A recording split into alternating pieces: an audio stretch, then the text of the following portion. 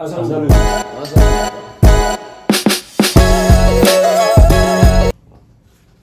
Qui a veillé? Qui a veillé? Qui a suivi? Je n'ai pas veillé. Je n'ai pas veillé, mais j'ai essayé de me coucher tard et j'étais trop fatigué. Ouais. Non, je n'ai pas veillé non plus, mais je me suis réveillé de façon très agréable. Exactement. C'était quel jour? C'était mardi. Mardi. Toujours mardi. C'était mardi. Mardi. Ouais. Non, après, ce qui est très intéressant, il y a beaucoup de points à soulever. Le premier point, c'est que les médias mentent. Les médias mentent éhontément. En fait, je ne sais pas s'ils mentent ou s'ils sont tellement idéologisés qu'ils se mentent à eux-mêmes et qu'ils refusent de voir des réalités. Ou après, il y a la compétence. Hein, je pense plutôt à ça. D'ailleurs, tu regardes Patrick Cohen dans C'est dans l'air ou C'est à vous, je ne sais plus, était abasourdi. Il découvrait la Lune. C'était incroyable. Il faut vraiment que vous regardiez cette séquence où il est comme... Ouais, mais elle était passée sur Twitter. C'était vraiment un grand moment de télévision. Ça valait pas Quotidien d'il y a 8 ans. Ah, Quotidien parce que Quotidien est indétrônable. Mais là, c'était pas mal quand même. On était sur un mini quotidien. Ces jeunes filles qui découvraient la vie. Et oui, il comprenait. Oui, parfois en politique. Il en était presque à se dire que c'était faux, qu'il vivait un cauchemar. Non, mais alors, moi je pense qu'il y a en effet une partie qui est tellement idéologisés qui en fait sont décrochés de la réalité, donc quand la réalité les rattrape, hein, la réalité c'est quand on se cogne, comme disait, je crois que c'est Camus qui disait ça, la réalité c'est quand on se cogne, donc là, on a pris une dose de réel certain, mais en plus de ça, je pense que anthropologiquement, il y a quelque chose chez la personne qui vit des médias, c'est-à-dire qu'ils sont dans une forme de pensée magique, c'est-à-dire qu'un sujet dont on ne parle pas, il est un sujet qui n'existe pas, c'est un non-sujet. Donc, a fortiori, si on répète en boucle que c'est Harris qui va gagner, que c'est Harris qui va gagner, que Harris a toutes ses chances face à Trump, que c'est très serré, que ceci, que cela, qu'il y a une dynamique, on finit par les croire. Je pense que la Kamala Mania. La Kamala Mania, mais c'est impressionnant. Moi, j'ai vu des gens me dire, jusqu'au dernier moment, elle va tout emporter, il y a des gens qui font la queue pour aller voter pour elle, etc. Moi, ça fait plus d'un an que je dis autour de moi, aux gens qui me posent la question, je pense que c'est Trump qui va repasser. Alors que, je vais vous dire l'élément qui a fait que j'ai pensé ça, c'est quand j'ai vu apparaître le terme Bidenflation. Biden, inflation. Et ils ont mélangé Bidenflation. Ah oui, d'accord. Donc à partir du moment où économiquement, la situation économique qui est en crise aux États-Unis à cause de l'inflation comme on peut la connaître en Europe, c'est devenu une marque de fabrique, et que cette marque de fabrique de la crise économique était accolée à l'administration Biden, je me suis dit que tout ce qui allait toucher à Biden, ça allait perdre. Et quand j'ai vu que Trump y retournait, ce qui n'était pas gagné, hein, oui, bon, après, la volonté, oui, c'était pas gagné, la faisabilité n'était pas gagnée. Oui, parce que la volonté, c'était clair. Ça, c'était clair. Il lâche pas. Pour revenir à Trump, c'est quand même une leçon incroyable de communication politique, mais ça va même beaucoup plus loin que ça, parce que je crois que c'est une leçon en termes de caractère et de façon d'être, de façon d'affronter la vie. Rien ne peut détruire cet homme, c'est incroyable. Il a bientôt 80 ans. Il a passé ces 4 dernières années entre procès, insultes, calomnies, tentative d'assassinat. Tentative d'assassinat, il y en a eu 2 quoi. Enfin, 3. Une effective. Une effective et 2 déjouées. Bon, Udi può Abbasio Tantani. Et il a fait 900 réunions publiques dans la campagne à se trémousser. Voilà. Et en se faisant tirer dessus une fois. Donc c'est quand même, je pense que la vraie leçon, c'est celle-là. Et après, pour revenir en termes de communication politique purement, en fait, c'est un homme qui utilise toutes les attaques qui sont organisées contre lui comme des moyens de retourner l'opinion. Je pense surtout... Très bon. Quand Biden a traité les supporters de... Alors, ça, n'en parlons pas. Oui. Quand il finit en éboueur à McDonald's, c'est extraordinaire. Et ce qui est beau, c'est qu'une partie des médias avait voulu taire la gaffe. Ils avaient dit que c'était une gaffe de Biden. Donc il y a plein de médias qui n'avaient pas... Mais en voyant arriver Trump... Même en soi, l'image en soi suffit. L'image en soi suffit, elle est excellente. Bien sûr, elle est très bonne. Elle scénarise ce dont on parle souvent, c'est cette grande opposition, maintenant, aujourd'hui, ce qui correspond aux œuvres qu'on évoquait, d'Engels et d'autres, cette façon de comparer le siècle qu'on vit maintenant au premier siècle avant Jésus-Christ, de la chute de la République et les prémices de l'Empire, les affrontements permanents et larvés durant quasiment un siècle, entre d'un côté les populares et de l'autre côté les optimates. Voilà. entre ceux qui prennent le parti de la plèbe et ceux qui prennent le parti des patriciens et de leurs intérêts. Du Sénat, des riches. Et aujourd'hui, on vit la même chose. Évidemment, avec mille nuances, avec des similitudes, parfois avec beaucoup de choses, mais globalement, on vit une dynamique qui est proche. Oui, la même dynamique de fin de civilisation, peut-être de début d'une nouvelle, à partir de la volonté farouche d'une élite qui est bien installée de se maintenir là où elle est, et d'un peuple qui ne se retrouve absolument plus dans les institutions qui rythment son quotidien. Et des antagonismes sociaux qui sont tellement différents, qui sont tellement exacerbés, et qui s'ajoutent à des antagonismes idéologiques, parce que là, pour le coup, c'est très marxien. On convoque aussi notre passé en termes de formation. À défaut d'être marxiste, moi je suis profondément marxien, c'est-à-dire que Marx avait raison lorsqu'il expliquait que toute idéologie est le produit d'une classe sociale. Peu ou prou, globalement. Et l'idéologie dominante est toujours l'idéologie de la classe sociale dominante. Et on vit la même chose. Aujourd'hui, la classe sociale dominante, c'est la bourgeoisie de gauche, mondialiste, droitnomiste, tout ce qu'on veut, et aujourd'hui très wokisée, urbaine. Alors d'un point de vue sociologique, c'est clairement urbain. On peut transposer cette opposition idéologique, culturelle aussi sur le champ sociologique. C'est clairement les périphériques, la classe moyenne périphérique face à la classe bourgeoise des CSP plus urbains qui très majoritairement sont de gauche. Il suffit de regarder la carte des États-Unis d'ailleurs. Mais tu regardes la carte des Européennes. Et tu regardes la carte des Européennes. La carte des Européennes est incroyable. Le grand basculement de l'élection de Trump, c'est surtout, je l'avais évoqué, je vous avais envoyé un message, c'est le basculement des villes moyennes. C'est-à-dire qu'on n'est plus simplement dans un... Je suis d'accord, c'est un mouvement qui a commencé dans la périphérie. Ouais. Mais on n'est plus... Maintenant, ça va dans... Maintenant, là, dans le faubourg. Parce que la précarisation de l'économie et d'autres, la question identitaire, la question du rapport à la santé, le fait que on a tant aux États-Unis que dans certains autres pays occidentaux, des services publics qui reculent parce qu'on a tout simplement un recul de l'État, on se retrouve à avoir des catégories qui jusque-là n'étaient pas forcément privilégiées, mais qui en tout cas étaient valorisées, parce que c'était dans des villes moyennes, donc qui subissaient une dynamique qui était propice à ça, parce que la population urbaine, maintenant ils commencent à en pâtir. C'est donc plus une périphérisation des villes moyennes qu'une conquête de Trump des villes moyennes. Oui, peut-être que ce soit là. Comme on pourrait. Je crois beaucoup plus à ça. C'est plus une condamnation de la politique des démocrates qu'une victoire de Trump. Absolument. Oui, peut-être aussi. On peut le voir aussi comme ça. Parce qu'il faut voir que même certains bastions démocrates ont été largement secoués. En Californie, il y a des comtés qui sont démocrates depuis 20 ans qui ont voté. Mais si tu regardes bien la carte de la Californie qui est très intéressante, tu te rends très bien compte justement qu'elle est rouge également. Elle est républicaine. À part des grands centres urbains. Le Texas, qu'ils annonçaient basculer côté démocrate, de par qui devenait un swing state. De par la démographie galopante des hispaniques, il est encore plus républicain qui a 15 ans. Voilà. Et qui a 4 et qui a 8 ans. Donc c'est très clair. Et globalement, mais pourquoi c'est passionnant tout ça? Parce que, alors là on va revenir un peu chez nous, c'est que on nous explique que ça ne nous concerne pas, c'est une espèce de tropisme en Corse qui est déplorable et qu'on est en train de battre en brèche et qu'on va détruire, que ce soit concernant l'actualité en France ou que ce soit concernant l'actualité internationale.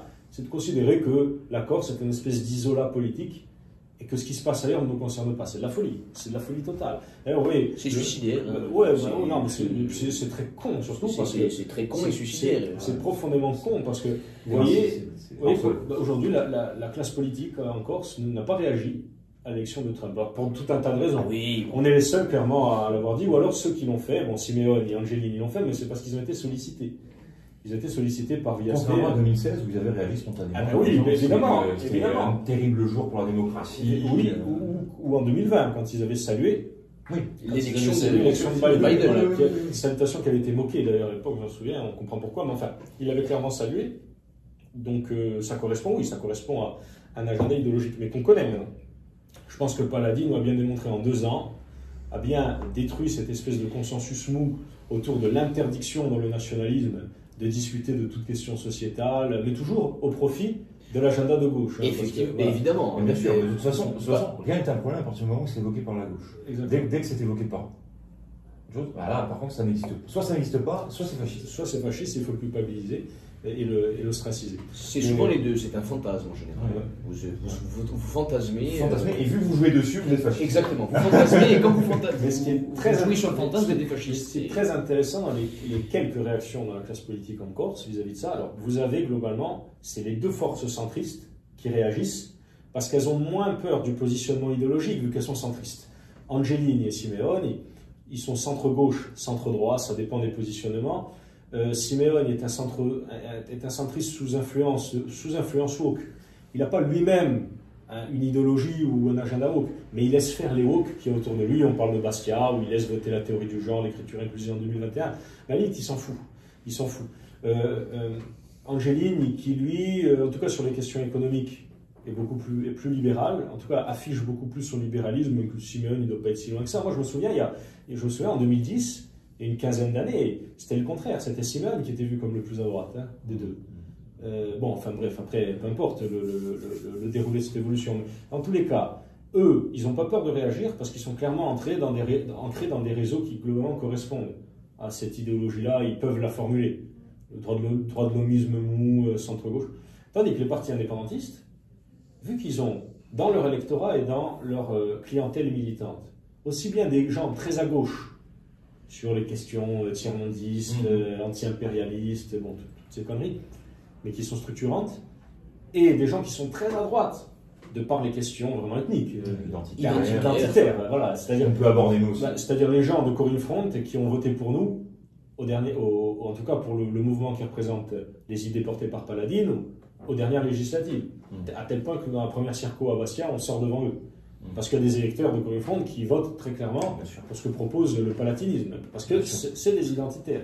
Et ils votaient indépendantistes par rapport à leur pensée identitaire, parce qu'ils avaient analysé ça ou perçu dans ça. La frange la plus identitaire du nationalisme. La frange la plus identitaire et faisait, passer outre concernant vraiment les questions de rapprochement avec l'extrême gauche. Ils disaient, on s'en fout, c'est opportuniste et c'est stratégique, c'est pas une idéologie de fond. Bref. Vous voyez que ces mouvements-là, et Corsica Libero aussi, enfin Nation, ils ne s'expriment pas, ils ne parlent pas, ils ne commandent pas la victoire de Trump. Mais parce qu'ils savent que ça provoquerait et que ça exacerberait de grandes tensions dans leur propre rang. Surtout entre leurs militants et leurs cadres, parce qu'à mon avis... Oui, ou leurs électeurs, bien sûr. Parce qu'à mon avis, la base, sociologiquement, elle aurait plus tendance à aller vers du Trump, pour trouver Trump sympathique. Écoute, on croise trois éléments d'analyse. Premier élément d'analyse, les gens qu'on connaît. On connaît pas mal de gens qui sont de ce terreau-là. Certains d'entre nous y ont milité et ont été formés dans ça. Franchement, c'est des gens qui ont un discours du quotidien, qui est un discours qui correspond au discours du peuple globalement en Occident et qui sont vraiment pas à gauche. Surtout sur les questions migratoires, sur les questions identitaires. Bon, ça c'est clair. Deuxième grille d'analyse, la sociologie. Il suffit d'avoir lu, on s'est formé à Fourquet, Vermeeren, Sainte-Marie, tous ces sociologues qui en gros t'expliquent, plus tu es périphérique, plus tu es pauvre, plus tu es populiste. Ou à droite, ou populiste, ou de droite populiste. Bon, Le Pen, voilà. Parce que le populisme a été récupéré uniquement par la droite. Mélenchon, d'accord. Moi, je suis navré. En tout cas, la gauche l'a abandonné complètement. Non, Mélenchon, c'est un populisme. Je ne trouve pas. Oui, il le fut à l'époque. Il avait fait d'ailleurs une campagne très populiste. C'est pas le même peuple. Ah oui, je suis d'accord. C'est vrai que j'ai tendance à... Il joue le peuple. Il joue le peuple contre les élites. D'ailleurs, Ruffin l'a très bien dit. Ruffin dans son... C'est leur grande distinction, c'est ça. Voilà, Ruffin l'a très bien dit. Il a dit, je faisais deux campagnes électorales. Il a fait, je faisais une campagne électorale quand j'étais dans les banlieues, quand je n'allais pas dans les banlieues. C'est-à-dire que même les gens dans leur rang le disent. Donc c'est qu'il y a un populisme. Tu as raison, c'est pas le même peuple. C'est pas le même peuple. Il joue le peuple contre les élites, mais le nouveau peuple. D'ailleurs, il utilise lui le terme de peuplisme.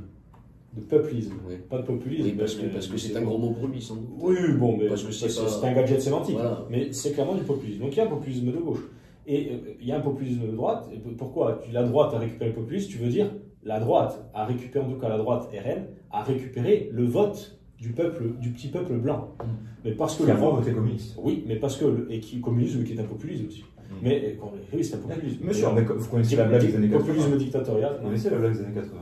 C'est quoi un électeur FN à l'époque? C'est quoi un électeur? C'est un communiste qui a déjà été cambriolé 3 fois. Oui. C'est ça. Voilà. C'est ça, l'insécurité, absolument. On est d'accord. Bon, mais globalement, ils ont récupéré le vote des petits blancs parce que le populisme de gauche a abandonné les petits blancs, ce qui oppose Ruffin et Mélenchon. C'est très clair. Mais chez nous, donc, tu prends cette grille d'analyse. C'est clairement le vote aujourd'hui des structures indépendantistes, c'est clairement du périphérique et du rural. Voilà. Donc, tu as un autre élément d'analyse, de compréhension. Troisième élément de compréhension qui est quand même redoutable, c'est les résultats électoraux présidentiels et aux européennes. Ah oui, si tu fais par commune, c'est très clair. C'est tous les CRS des communes rurales. Ça fait beaucoup de CRS. Les CRS et les gendarmes des communes rurales, les CRS et les gendarmes de Corté, les CRS et les gendarmes des quartiers sud de Bastia, les CRS et les gendarmes. Bon, voilà. On check les gendarmes in cours, c'est là. Les gendarmes. Donc on le sait. Voilà, on le sait. Donc oui, pour toutes ces raisons-là, c'est ce qui fait que ces partis-là ne s'expriment pas sur la question américaine, sur le résultat, parce qu'ils savent que ça opposerait trop de gens en leur sein, et c'est pour ça qu'on ne les a pas entendus aussi sur SOS Méditerranée. Parce que la question migratoire, s'ils devaient s'exprimer publiquement, la seule position qu'accepteraient leurs cadres, qui sont globalement des gens très tiers-mondistes et de gauche, c'est-à-dire que globalement ce sont des gens, oui, c'est des gens qui suivent la doxa admise globalement en Occident. Pour qui il est suspect de pas être de gauche. Voilà. Mais qui se prennent pour des rebelles juste parce qu'ils ont un discours vraiment anti-État et anti-État maladif. Mais il n'y a plus rien de rebelle à avoir un discours comme ça, surtout quand on est prof depuis 40 ans. Voilà. Ou prof à la fac, ou prof. Vous comprenez la caricature que je m'enseigne, mais enfin, c'est épuisant. Et donc, je sais qu'il y a 2 professeurs ici, donc vous comprenez peut-être encore plus. Bon, mais dans tous les cas, ce sont ces mêmes raisons de dissension idéologique.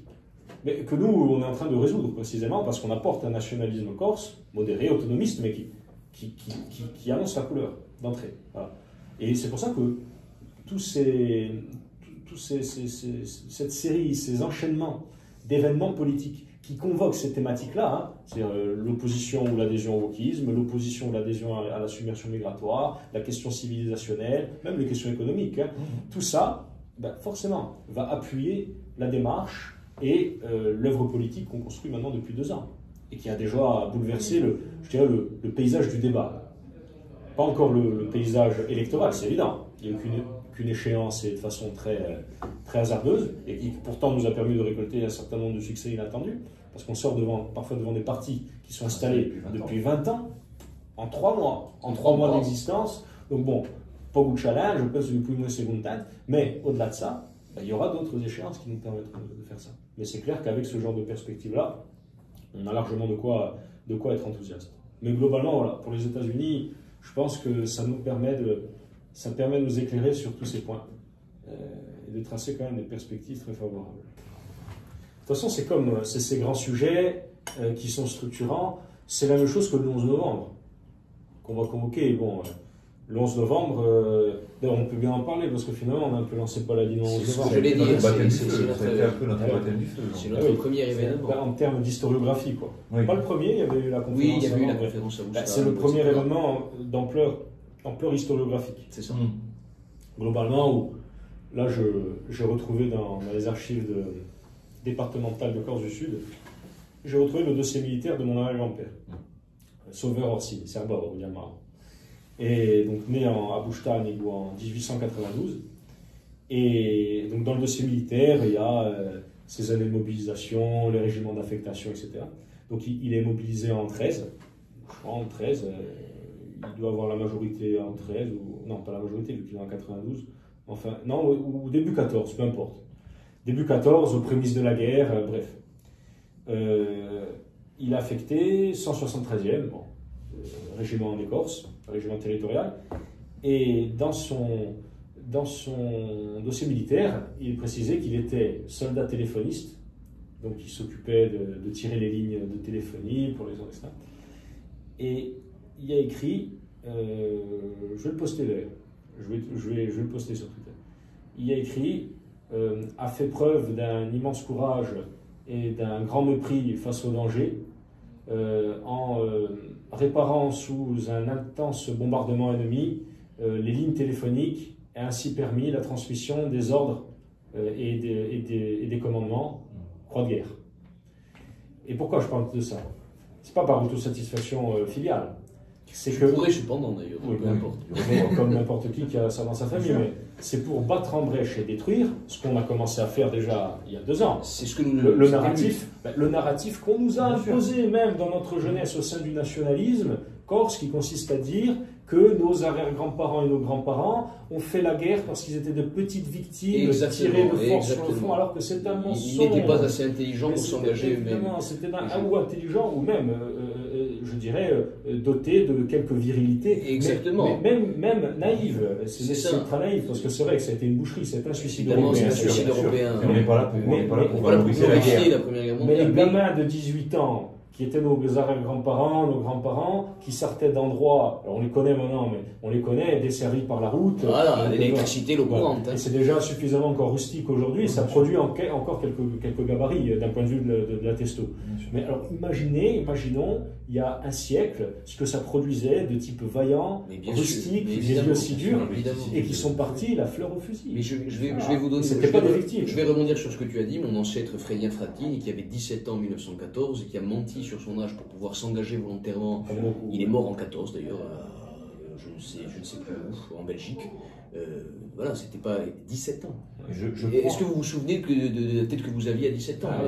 Mais là c'est clair, c'est le montage de siècle entre jeunes vaillants bien sûr, qui veulent aller en découdre. Bien sûr. Mais c'était ça l'état d'esprit. C'est issu d'une tradition. Et ce ne sont pas de pauvres victimes. C'est issu d'une tradition. Nous, on a connu, je pense vous et moi, on a connu peut-être ces journées, week-end, quand on retournait au village. Moi, je me souviens, j'entrais chez moi, alors c'est pas le même conflit, mais quand je rentrais chez moi, j'ai pas connu mon grand-père, parce que il est mort avant ma naissance, mais il avait fait la coloniale. Et je me rappelle du salon de ma grand-mère avec la cheminée, la photo de mon grand-père en uniforme de la coloniale. Et des milliers de Corses avaient la photo de l'ancien chef de famille ou du chef de famille qui posait en habit militaire. Et avant ça, c'était oral, avant qu'il y ait les photos, c'était le culte de l'ancêtre, c'était le culte de l'ancêtre qui avait été grognard, c'est le culte de l'ancêtre qui avait fait la campagne en Russie avec Napoléon. Et un jeune en 14 qui s'était battu avec Paoli avant, et avant c'était les bandes de condottières et en Italie, etc. Et les jeunes Corses qui ont grandi dans cette ambiance-là, quand en 14 sonne le tocsin, eh bien, il y a ça qui joue. Ça bat dans la presse. C'est anthropologique. Avec ce qu'on sait, des mentalités des jeunes de 17 ans. Comme les jeunes, jusqu'à notre génération, ont été fascinés par la lutte armée et la clandestinité. Totalement. Parce que c'était ça. Mais c'est la même dynamique. C'est la même dynamique. Du grognard aux militants du front, en passant par les poilus de 14, et les combattants de la coloniale. C'est la même logique. C'est une logique, j'en parle dans mon livre, je l'évoque ça. C'est une logique latine, virile, guerrière. Après, on peut en penser dans les bons. Après, c'est toujours pareil. Ceux qui peuvent commenter dans les bons salons bourgeois et qui évacuent toute irrationalité, c'est-à-dire ce qui constitue l'être humain. Hein. On est fait d'irrationnel, on est fait de ressenti, d'héritage familiaux, conscient et inconscient. En fait, ils vont analyser ça de façon très aseptisée. Ils vont dire oh non, c'est absurde. C'est absurde. Il y avait des déserteurs, il y avait aussi des déserteurs, il y avait aussi des lâches. Exactement. Personne ne lit ça. Ils passent leur temps à vouloir définir une norme à partir des exceptions. C'est ça. Ce qui est incroyable, mais ce qui est obsessionnel chez eux. Ce qui est obsessionnel, justement, de glorifier la laideur de la chose, la bassesse du comportement. Bien sûr qu'il y avait des déserteurs, bien sûr qu'il y avait des gens qui, sans doute, sont revenus très attristés de tout cela. Mais pourquoi glorifier cela? Pourquoi montrer cela? Nous, ce qu'on veut montrer, c'est au contraire. Tu peux le comprendre. Et ô combien le comprendre. Peut-être l'aurions-nous fait. Mais c'est pas une raison pour le glorifier, pas du tout. Pour le mettre sur un pied d'égalité avec des gens qui, pour le coup, comment peut-on voir des gens qui veulent glorifier la grandeur de ces hommes? La norme sociale, la pression sociale qui était de si tu ne vas pas défendre l'honneur de ta famille en portant l'uniforme comme tes ancêtres, les gens, tu devras baisser les yeux. C'est ça depuis la Grèce antique. C'est ça depuis c'est le soldat. C'est un soldat romain. À partir du moment où tu ne fais pas ton devoir de soldat, tu n'es pas considéré comme un citoyen honorable. Ça ne veut pas dire que tous étaient honorables, et ça ne veut pas dire que tous faisaient le devoir, et ça ne veut pas dire que moi-même, si j'avais été dans cette situation, je l'aurais fait. Ça veut simplement dire que c'est une ligne directrice et que tu sais ce vers quoi tu dois tendre. Il y a un horizon social qui mettait une forme de pression. Une forme de pression. Mais cette pression, elle existe dans toutes les sociétés. Et elle est moteur du comportement. À part qu'aujourd'hui, la pression sociale t'oblige à détester ce dont tu viens et éventuellement te faire changer de sexe à 13 ans. Voilà. Mais il y a une pression sociale quand même. Et 13 ans, c'est tard maintenant. Oui, c'est tard. Oui, bien sûr. C'est tardif. À mettre le tché sur un t-shirt, sur un sticker. C'est trop viriliste. La gauche révolutionnaire et che-guévarienne, quand j'avais 16, 17, 18 ans, me donnait des points de lecture par rapport à mon nationalisme. C'était viril. C'était la révolte. Si on se penche d'ailleurs sur la biographie du Che Guevara, on se rendrait compte qu'il n'était pas tout à fait un wokiste ni quelqu'un qui était très en faveur des homosexuels d'ailleurs. Il n'était pas gay-friendly. Il n'était pas gay-friendly du tout. Nous, on est profondément gay-friendly à côté de Che Guevara. Apparemment, c'était un sociopathe. Ça peu importe. Non, mais il n'était pas friendly tout court. Attention, quand tu penses que pour régler les problèmes de la société et du monde, il faut massacrer la moitié de la population, c'est qu'à la base, tu n'es pas très friendly. C'est ça. Ça donne. C'est pas quelqu'un de très agréable, à mon avis, en société, effectivement. Mais globalement, c'est vrai que pour en revenir au 11 novembre, c'est le moment de continuer chaque année à défendre ce narratif-là. Parce qu'on en a marre. Pour défendre l'identité de la Corse, on nous a expliqué qu'il fallait venir d'une lignée de victimes de l'histoire. Alors que quand on se tourne dans nos propres récits familiaux, on voit le contraire. Toi, tu parlais de ton grand-père qui était soldat à la coloniale, le mien aussi. Mon grand-père, il est né en 1899, dernière année du 19e. 1899, il s'est battu, il a fait carrière dans la coloniale. Il s'est engagé en 17. Donc tout juste à 17-18 ans. Et ensuite, il a fait carrière dans la coloniale jusqu'en 32. Ensuite, il est rentré au village. Il avait sa pension, et puis il avait sa vigne, le jardin, etc. Bon, comme plein de villages. Ça, c'était le business plan idéal. Ouais. Ils arrivaient avec une retraite à vie. Il prenait une femme de 15 ans de moins. Ma grand-mère avait 15 ans de moins que lui. Et il a fait 10 enfants. Bon, voilà. Globalement, c'était ce dont je parle, n'importe quel Corse de notre âge, a un grand-père ou un grand-oncle qui correspond à ce profil-là. Mais pour l'anecdote, cette histoire de on est colonisé, on n'est pas colonisé, je vais évoquer 3 points. 2 points d'argumentation et un point anecdotique, si j'ose dire, d'application de mon argumentaire. Premier point, c'est le Code de l'indigénat. Le Code de l'indigénat, c'est 1885. C'est là où on peut dire qu'il y a des colonisés et des colonisateurs avec des droits différents, avec un statut juridique différent. Les Corses, à ce moment-là, ils ne sont pas touchés par le Code de l'indigénat. Les Corses sont citoyens français depuis 1789, ça n'a pas bougé, et ils ont produit 2 empereurs. Bon, voilà. Et ils participent très activement à la colonisation. La dernière lignée de monarques français sont des Corses, comme disait Baville qui dit la dynastie corse. La dynastie corse des Bonaparte. Il n'y a pas de dynastie algérienne, il n'y a pas de dynastie indo-chinoise. Parce qu'ils étaient colonisés, vraiment. C'est-à-dire qu'ils étaient privés des droits dont jouissaient les citoyens. C'est ça. Propriété, présomption d'innocence, vote, etc. Tout ce qu'on veut. C'est-à-dire qu'un indigène en Algérie, il pouvait être exproprié n'importe quand, il pouvait être interné administrativement, bref, le pouvoir avait toute forme de droit sur lui, ce qu'il n'avait pas sur les citoyens français. Et il n'avait aucun gain de cause face à un citoyen français. C'est pour ça que ça menait à des révoltes, à une révolution même, à tout ça. Bref, et qui étaient des régimes infâmes, hein, c'est très clair. Bien sûr. Bon, je rappelais qu'à l'époque, c'était la droite monarchiste et bonapartiste. Qui était contre la colonisation. Qui était contre la colonisation. C'est la gauche progressiste de l'époque, de Luc Ferry. À droite, tu sais ce qu'on dit à l'époque? Oui, parce qu'il y a des roulettes qui dit, parce que les Allemands viennent de prendre l'Alsace-Lorraine. On m'a enlevé 2 filles, vous m'offrez 20 domestiques. Avec tout le mépris que ça engage pour les coloniser. Mais ça veut dire que la droite se concentrait avant tout sur la reconquête de la colonisation. La colonisation, c'est une perte de temps. Luc Ferry qui justifie au nom de la gauche, d'une majorité de la gauche des radicaux, Clémenceau par exemple, ne veut pas de colonisation, et pas que la gauche, aussi une droite qui est d'accord avec la colonisation. La droite royaliste, les organistes, ceux qu'on a appelé le Parti colonial. C'est ça. C'est ce qu'on appelle le Parti colonial. Droite orléaniste et gauche universaliste républicaine, C'est eux qui amorcent la colonisation. Ce qui est intéressant, c'est Luc Ferry qui parle ce fameux texte sur les peuples, les races civilisées se doivent de... D'ailleurs, on retrouve ce même bloc qui soutient les démocrates. Les races supérieures se doivent de civiliser les races inférieures. C'est bon, on peut voir.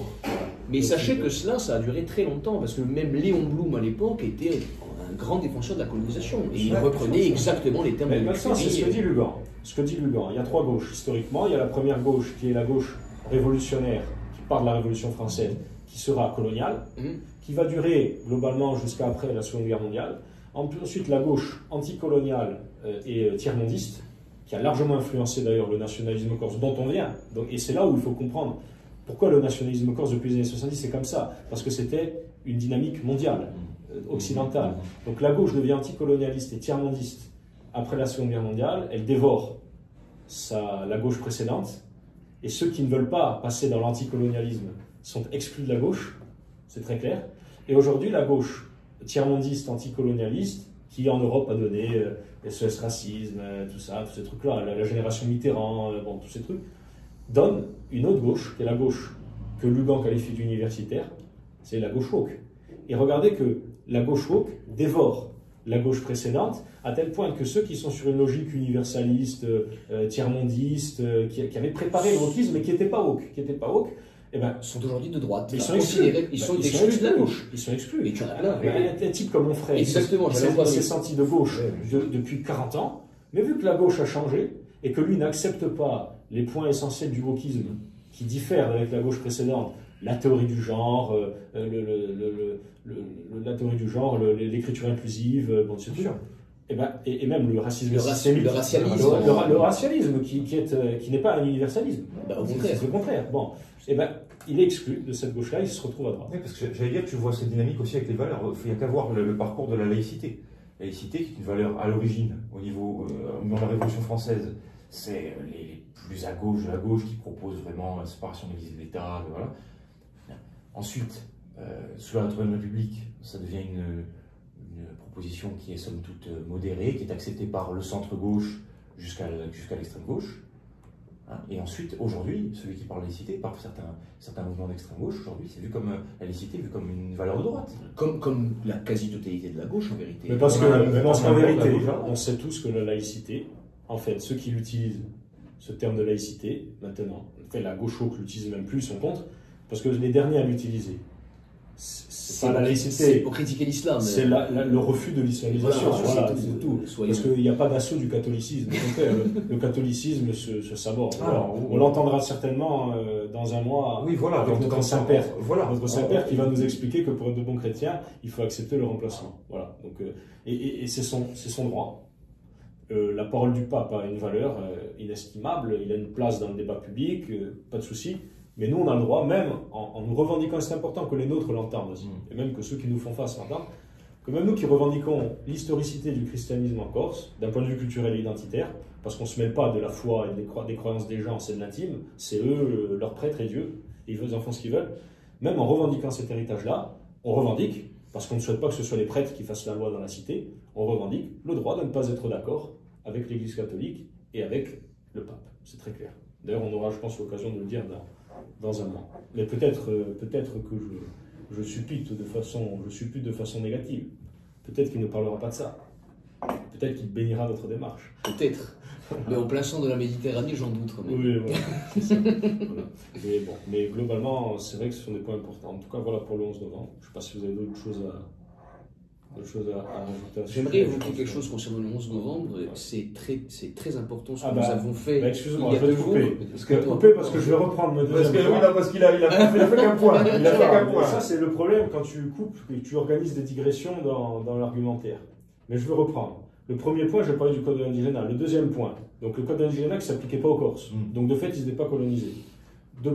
Deuxième point. Maria Marchetti, qui publie en 1954 un livre qui s'appelle Les Corses dans l'expansion française. Il dit qu'en 1934, donc il fait un relevé par rapport au nom. À l'époque, la plupart des Corses avaient un nom corse. Là, en des années 30, c'était ça. Maintenant, aujourd'hui, il y a beaucoup de nuances. Il y a beaucoup de Corses qui n'ont pas de nom corse de par les brassages de population, de par les mariages qu'il y a eu.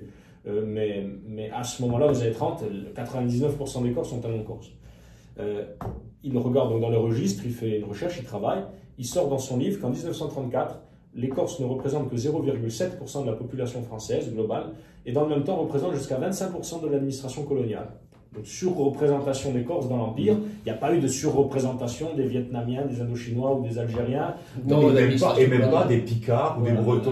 Oui, alors même pas des Picards, mais c'est pas décolonisé, donc il ne s'agit pas de démontrer quoi que ce soit. Voilà. Oui, en plus on avait un rôle. On avait un rôle très actif dans la un rôle qui s'inscrivait dans ce dont tu as parlé précédemment, cette tradition d'exporter notre valeur militaire et virile. Exactement. Tout le monde. Et c'est pour ça que je voulais rebondir concernant le 11 novembre. Parce que tu vas rebondir après, parce qu'il a son exemple. Là, fini le troisième point.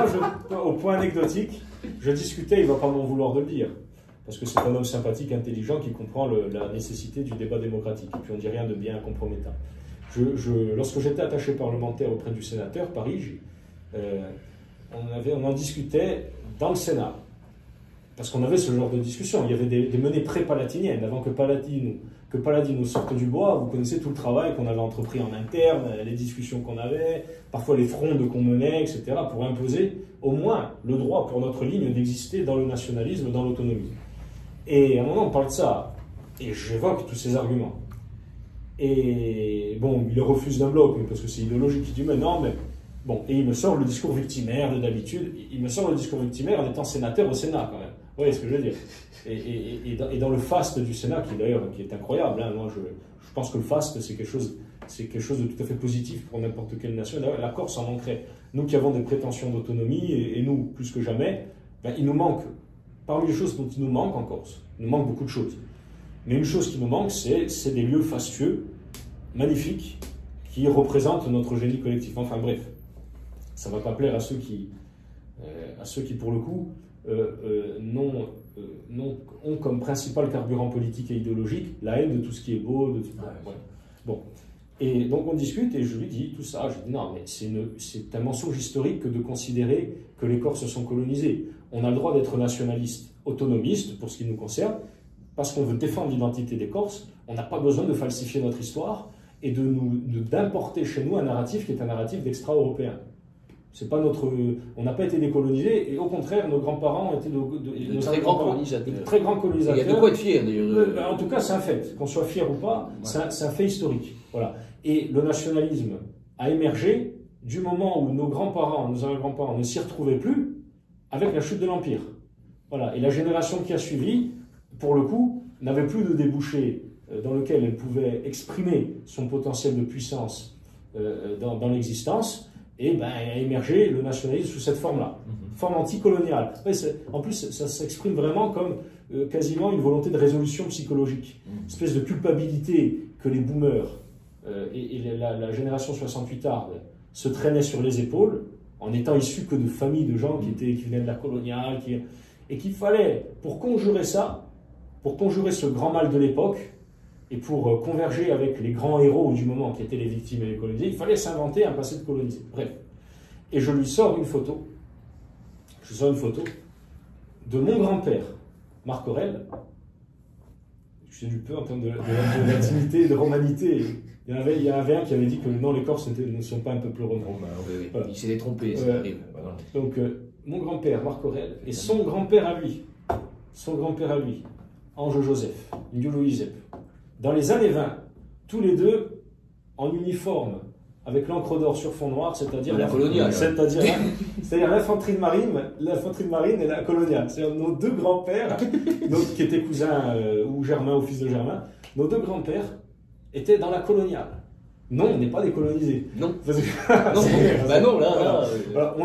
On a un conflit identitaire, non pas avec la France, avec une forme de la France, avec Paris, qui est une forme républicaine, jacobine, d'essence de gauche du point de vue de l'histoire, parce que la République jacobine, c'est une idée de gauche dans l'histoire, parce que historiquement, la droite, sur ce point-là, a été défaite. C'était la droite monarchiste ou bonapartiste. Voilà. Et surtout monarchiste, légitimiste, qui défendait, on en revient à des textes des monarchistes jusque dans les années 10, les années 20, voire les années 30, qui défendaient le droit des provinces contre Paris la Rouge, anticatholique, républicaine, etc. La gueuse. Voilà, la gueuse. Historiquement, c'est ça. Historiquement, Je ne parle pas que des 20 ou 30 dernières années, il s'agit d'avoir un point de vue global. Mais voilà pour l'anecdote. Évidemment, je n'ai recueilli aucune réponse contradictoire sérieuse, ni face à mes deux arguments, et encore moins face à ces anecdotes. Et tu voulais donc Eh bien, je ne sais plus. C'est ça. Non, en en vérité, simplement, c'est qu'on nous a vendu pendant très longtemps un narratif, et je me souviens d'un universitaire qui parlait du peuple corse en expliquant que c'était un peuple doux, finalement, que c'était un le peuple... bon sauvage. Non, mais c'est un peu ça. Mais Nous c'est étions ça. un peu les Indiens de la Méditerranée, si tu veux. C'est ça. Ce qui, historiquement, est absolument faux, ne serait-ce que sur les Mais oh. 2000 ans d'histoire de la Mais oh, Corse. mais oh. Nous n'avons jamais cessé d'être Demandez à San Piero des mercenaires, Attends. au service de toutes les Ça. républiques qui existaient en Méditerranée. On faisait le Salmo. enfin, Je sais plus, je crois que même s'il y a bien un peuple belliqueux, c'est Paoli, nous. Paoli, quand il arrive au pouvoir, parlons de Paoli, parce que Paoli, l'année prochaine, il y a le tricentenaire. Oui, oui. 300 ans, ouais. Bon, de tricentenaire de sa naissance. Là aussi, on va s'attaquer à ce mythe-là, au moins dans nos rangs. Paoli, quand il arrive en 1755 au pouvoir, bon, il arrive au pouvoir relativement, parce qu'il fait face à Madra. Il y a une guerre civile de 2 ans qui se règle d'ailleurs devant le couvent d'Al en chez moi en 1757 contre Madre. Bon, il résout ce problème politique dans un bain de sang. Bon, premièrement. Mais il arrive au pouvoir, il y a des centaines d'homicides par an. La vendetta. La vendetta, pour mettre fin à la vendetta. Justice, il n'y a pas au lit. Bon, donc déjà, voilà. Alors déjà la vendetta, ça veut dire quoi? Ça veut dire que le peuple qui la pratique n'est pas si doux que cet universitaire. Voilà. Parce qu'en plus la vendetta, c'est vraiment, c'est pas propre à toutes les régions d'Europe. C'est très localisé. Il y a nous les Albanais. Il y a nous et l'Albanie. Voilà. Et le sud de l'Italie. Ben, c'est très méditerranéen pour le coup. Très méditerranéen du Nord, même pas que, je pense mais c'est vrai qu'en tout cas pour ce qui concerne l'Europe, c'est les zones méditerranéennes qui ont le plus pratiqué la vendetta. Ça s'explique, je pense que ça peut s'expliquer d'un point de vue historique, d'un point de vue institutionnel, le rapport à l'État. Anthropologique, le clanisme. Et d'un point de vue anthropologique, en effet. Le clanisme, le fait d'avoir des centres de pouvoir éloignés, et aussi pour des questions ethniques. Voilà, il faut arrêter à un moment donné, quand on évolue dans des zones très reculées, très enclavées, où globalement, très certainement, le taux de mélange communautaire, Et très et faible. quand je parle de communauté, je parle du village voisin, Oui, bien sûr. et voilà, est relativement faible.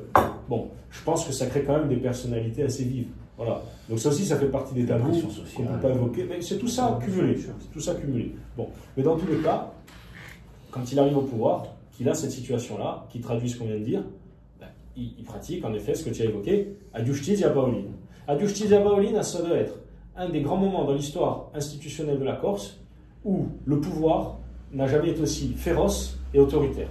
Voilà. Ad justitia Paolina, il interdit formellement la vendetta et il punit collectivement les familles qui s'y adonnent. Même dans sa propre famille, un de ses cousins, le fameux cousin qui empoisonne sa femme. Oui. D'ailleurs, c'est une femme très désagréable qui avait écrit un livre qui évoquait ça. Une prof de gauche, mais très désagréable, alors sectaire, elle est épuisante, Oui. et qui l'évoquait.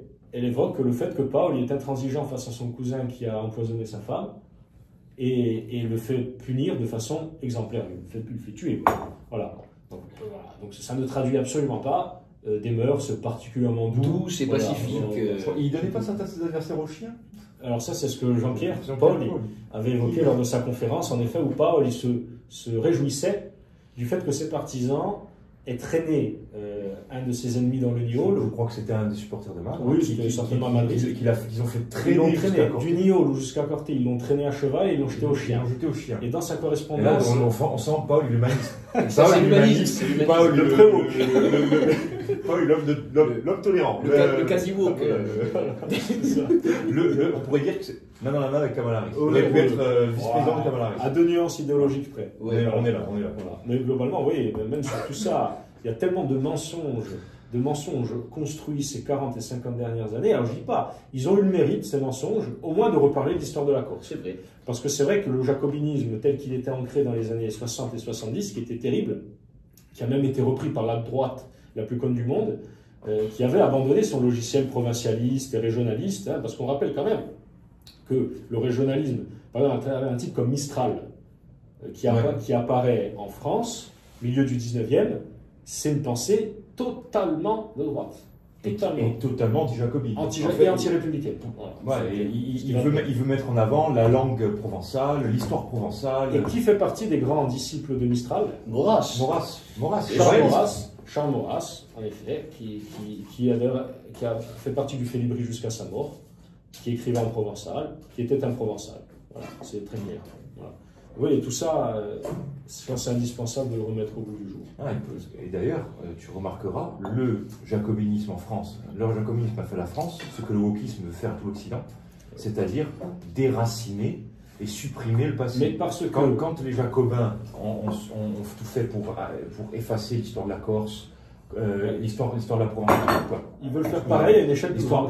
Exactement, les woke veulent faire pareil mais à l'échelle de l'Occident. Et à l'échelle de l'Occident et d'une façon beaucoup plus profonde, c'est qu'ils ne veulent pas seulement effacer les déterminismes culturels et linguistiques que faisait le jacobinisme, eux ils veulent même détruire les déterminismes biologiques. C'est-à-dire la réalité. Ils vont plus loin. Ça correspond à la gauche suivante. Ça correspond à ce que tu dis, c'est-à-dire ce que Lugan évoque. On retrouve dans le jacobinisme les prémices du wokisme. C'est juste son parent. C'est son parent direct. Ouais. Et c'est pour ça que ceux qui veulent avoir une pensée de droite tout en étant jacobins sont dans un non-sens total. Parce qu'ils manient des concepts qui sont déjà très woke. Et ils le font avec l'insuccès que l'on connaît. Ouais, surtout aujourd'hui. Ouais. Surtout aujourd'hui. On parle surtout des souverainistes, quoi. Bien sûr. Parce que pour le coup, en gros, la droite jacobine, elle est très clairement du côté des souverainistes. C'est une catastrophe. Et la droite, pour le coup, qui renoue avec son vrai logiciel historique que nous-mêmes on a redécouvert et qui nous permet dans le nationalisme corse d'entreprendre cette révolution culturelle et idéologique et intellectuelle et doctrinale, c'est qu'ils renouent avec leur vrai fil historique qui est un fil provincialiste, régionaliste, identitaire. Et c'est ça le grand conflit entre les identitaires et les souverainistes. C'est pour ça que nous on s'y retrouve. Et dans le nationalisme corse, il y a ce qui est dommage pour la droite souverainiste, parce que ils oublient que, avant toute, la principale revendication de la souveraineté, c'est d'abord l'identité. C'est la substance. C'est d'abord la substance. La belle affaire d'avoir une république islamique française souveraine. Exactement. C'est la même chose qu'autre chose. C'est une république européenne. C'est le même débat. C'est le même débat qu'on a dans le nationalisme corse. Ils sont gentils, ils veulent l'autonomie. Oui, la belle affaire d'avoir une autonomie. Certains veulent l'indépendance. Sans Corse. Il n'y a plus de Corse. C'est notre débat souveraineté-identité. Mais oui, c'est pour ça que c'est indispensable, même dans nos rangs, même chez nos militants, nos adhérents, nos amis, et même au-delà, tous ceux qui nous écoutent, qui nous lisent, qui évoluent, qui font évoluer leur pensée depuis 2 ans avec ce qu'on fait dans Paris, c'est qu'on ne peut comprendre les grandes dynamiques et les grands antagonismes locaux qu'en comprenant qu'ils s'inscrivent dans des antagonismes globaux. Voilà. Et ce qu'on vient d'évoquer, en effet, on le retrouve dans le nationalisme corse, entre nous qui allons dire, déjà, nous, l'indépendance, on n'y croit pas, certains d'entre nous y ont cru, on n'y croit pas pour des raisons logiques, et surtout parce qu'on a rompu avec le discours victimaire tiers-mondiste qui rend l'indépendance incontournable, parce que du moment où tu es une victime exploitée, écrasée, il faut que tu ne peux que te séparer, et à tout prix en plus, même avec les armes, avec tout ce que... Bon, bref. Donc on sait à quel genre d'impasse mène cette pensée, ce narratif complètement mensonger historiquement, mais même, restons sur notre base modérée, autonomiste, nous on est des autonomistes, on dit, mais regardez face aux autres autonomistes qui sont globalement des gens de centre-gauche ou de gauche. C'est bien d'avoir l'autonomie, mais l'autonomie, historiquement, si elle n'est pas motivée par la volonté de défendre les Corses et de faire en sorte que le peuple corse continue à exister, ça ne sert à rien. Demain, une autonomie, une Corse autonome, qui n'est plus peuplée par des Corses, qui est peuplée par autre chose, ça ne sert à rien. Moi, je préfère une Corse peuplée par des Corses, c'est-à-dire, globalement, sans parler d'exclusivité. Et quand je dis Corse, je parle des Corses de souche, et je parle de ceux qui se marient avec eux, qui sont étrangers, on est d'accord. Mais ça, il faut préciser, nous, on est d'accord entre nous, parce qu'on connaît notre doctrine. Oui, mais les gens ont le droit de savoir. Au-delà, nos ennemis sont largement caricaturaux. Bon, bref, c'est comme ça, c'est le jeu. Mais c'est pour ça que je précise. Mais on préfère une Corse, globalement, qui est peuplée par des Corses, et par leurs alliés, ou alliés même d'un point de vue matrimonial, et qui est aux ordres, et qui est au garde à vous à la préfecture, à la limite. Parce que la préfecture, tu peux toujours l'adoucir, tu peux toujours la domestiquer. tu peux toujours établir des logiques d'autonomie sur le long terme. Mais si ta substance de peuple n'existe plus, tu peux rien faire, c'est terminé. Ton peuple a disparu. Et ton combat ne sert plus à rien. Ton combat ne sert plus à rien. Voilà. Tu n'as plus aucune revendication. Et surtout, il n'est plus nationaliste. La revendication de base de souveraineté, c'est la substance. C'est la substance. Si le peuple n'existe plus, si l'identité n'est plus là, à quoi sert C'est tellement vrai ce qu'on dit que nous, en tant que nationalistes corses, autonomistes, identitaires, on converge sur de nombreux points avec des identitaires français, allemands, italiens, enfin bref, des identitaires dans le monde, des américains, bref. On arrive à superposer les couches parce que globalement, 80-90% de notre logiciel s'accorde avec des nuances de narratifs qui sont propres à nous, qui sont liées aussi au lieu, à l'histoire, etc. Mais c'est la même chose pour les autres autonomistes en face de nous, qui sont du centre ou de gauche. Et qui sont... Gilles Siméon et Angeline, ils s'accordent totalement avec Macron. Angeline, il a fait la campagne européenne. Et c'est pas un crime de s'accorder avec Macron. Non. Il a le droit. Et nous, même si on n'est pas d'accord, on va défendre le fait qu'il puisse avoir le droit de faire ça. Voilà, parce que pour le coup, je pense qu'on fait partie des forces démocratiques qui le sont vraiment. Peut-être les plus... Tout simplement parce que nous sommes sincèrement démocrates. Et puis parce que nous, on nous a assez interdit de parler, pour savoir ce que ça fait quand on interdit de parler. Exactement. Et puis c'est le meilleur des régimes, c'est tout. Donc ils ont le droit, c'est le moins pire. C'est le moins pire. Churchill. Moi je pense que c'est meilleur. Alors d'ailleurs, j'avais une des premières propositions, une des premières annonces de Trump, c'est que Trump a dit qu'il allait faire en sorte qu'il devienne illégal pour le gouvernement américain de dire ce qui relève de la désinformation ou pas. Autrement dit, vous dites ce que vous voulez. Le peuple est assez intelligent pour savoir ce qui est vrai ou faux. À un moment donné, il n'a pas besoin de petits diplômés sortis de fac qui sont de plus en plus mauvaises, parce que Christophe Laurent, dans les années 70, il écrivait déjà que le niveau des facs baisse. Donc voilà. Platon. Non, mais là, Platon.